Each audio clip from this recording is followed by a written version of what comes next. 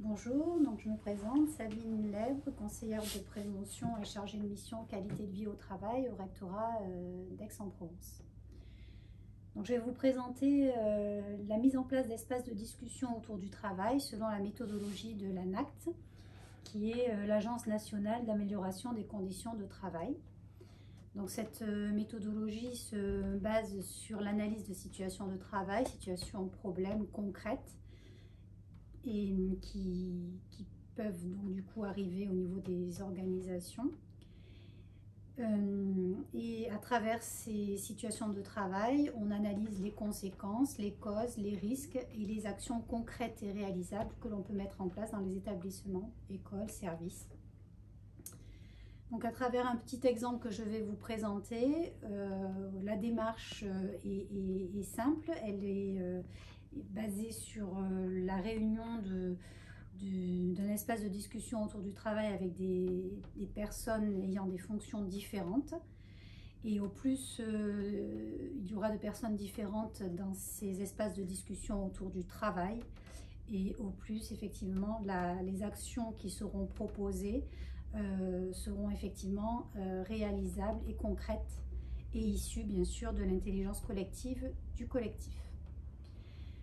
Donc là, la situation problème ou situation de travail qui est présentée comme exemple, c'est l'accueil en fait de nouveaux personnels dans un établissement scolaire, avec toutes les problématiques que cela peut entraîner. Donc l'analyse va partir sur, par exemple, concrètement, un agent arrive dans un établissement.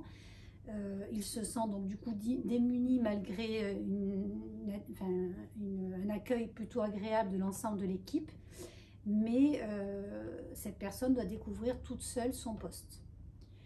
Donc là, il y aura une analyse de quels sont les acteurs qui sont directement impactés par cette situation problème, quels sont les acteurs qui seront aussi indirectement impactés par cette situation problème. Donc là, en l'occurrence, l'agent lui-même, le personnel lui-même, l'équipe de direction et les collègues de travail.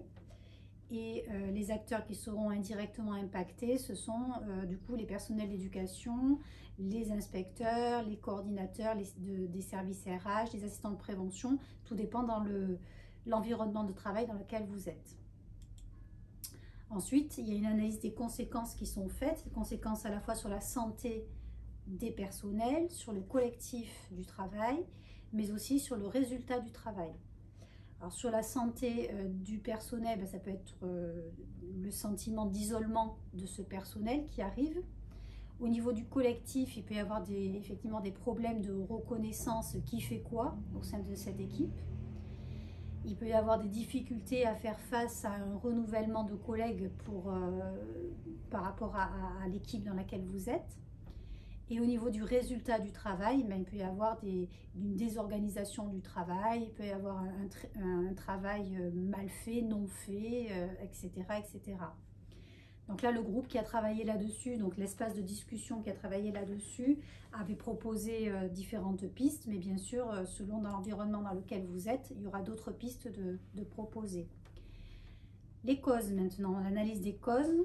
Donc là, ça peut être tout à fait une cause tout simplement de contrat. Hein. C'est un contractuel et la personne arrive et elle va rester, admettons, 4 mois, 6 mois dans l'établissement. Donc ça peut être une des causes.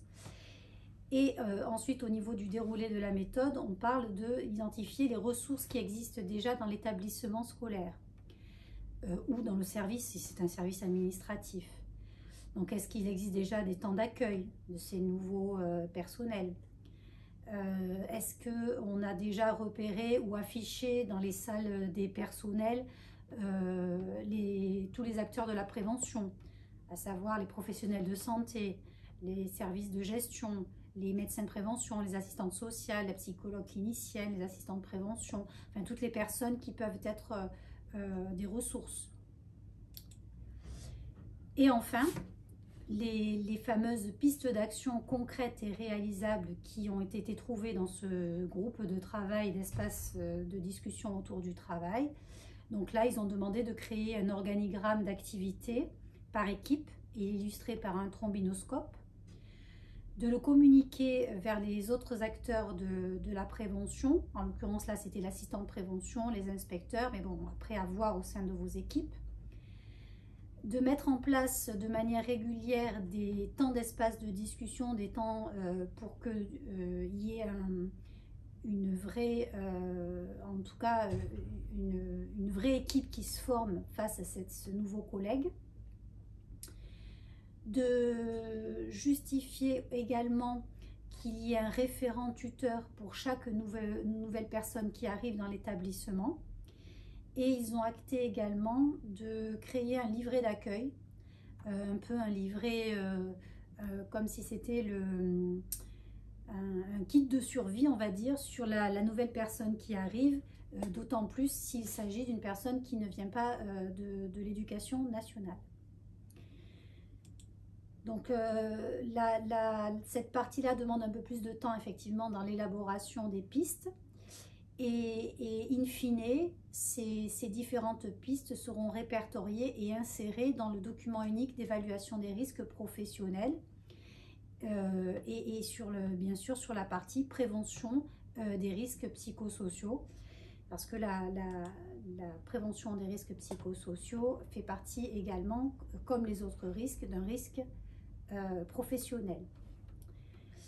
Donc juste pour terminer au niveau de la démarche qui est proposée par l'ANACT, l'insertion, en tout cas la complétude du document unique d'évaluation des risques peut également servir de plan d'action pour que, en tout cas, ce travail-là puisse permettre une priorisation des actions et une aide à la prise de décision pour notamment les personnels d'encadrement. Voilà, je vous remercie pour votre attention.